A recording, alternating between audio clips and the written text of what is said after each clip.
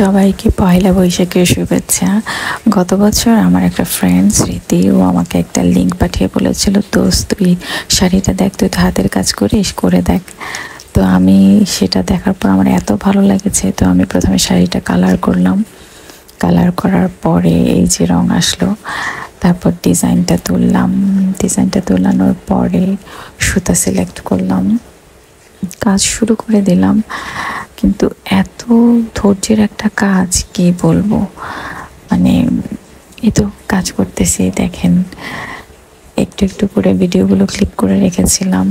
মানে শাড়িটা কিন্তু আমি 1 বছর ধরে করেছি, অনেক সময় লাগছে। আসলে বাচ্চারা ছিল, তারপরে বাসারও সমস্যা কিছু ছিল, তার মধ্যে ফাঁকে ফাঁকে যতটুকু পেরেছি করেছি। মানে শাড়িটা নিয়ে আমি অনেক বেশি এক্সাইটেড ছিলাম। এই দেখেন, এখানে আমি ডাল স্টিচ করছিলাম। এই তো এইটা পাতাগুলো করে ফেলছি।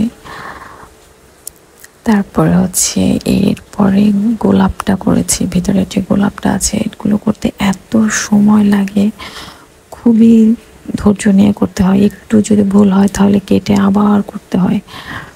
দেখেন এটা কিভাবে গোলাপটা করতেছি, অনেক ঝামেলা, কিন্তু আসলে না করলে এগুলো বোঝা যায় না। দেখে মনে হয় যে খুব ইজি, বাট করতে গেলে তখন বোঝা যায়। এই যে আর একদিন বসেছি, তারপর যে দেখেন অল্প একটু করা, তারপরে অনেকগুলো বাকি ছিল।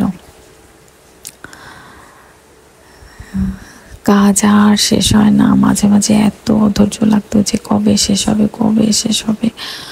খুব বেশি অধৈর্য হয়ে গেছিলাম। তারপরে ফাইনালি আমি শাড়িটা শেষ করতে পেরেছি। আসেন আপনাকে দেখাই ফাইনাল লুকটা কীরকম হলো। এই যে আমার ফাইনাল লুক, আপনারাই বলেন যে শাড়িটা কেমন হলো। আমার কাছে তো খুবই ভালো লেগেছে, আর এমনিতেও সাদা শাড়ি আমার অনেক বেশি পছন্দ, অনেক বেশি।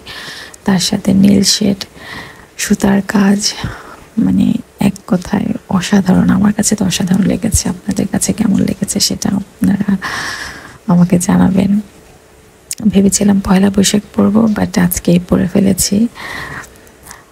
আপনারা কিন্তু জানাতে ভুলবেন না যে আমাকে কেমন লাগছে। আমার তো খুবই খুবই খুবই খুবই ভালো লাগছে। এই দেখেন, একটু হেঁটে হেঁটেও স্টাইল করলাম।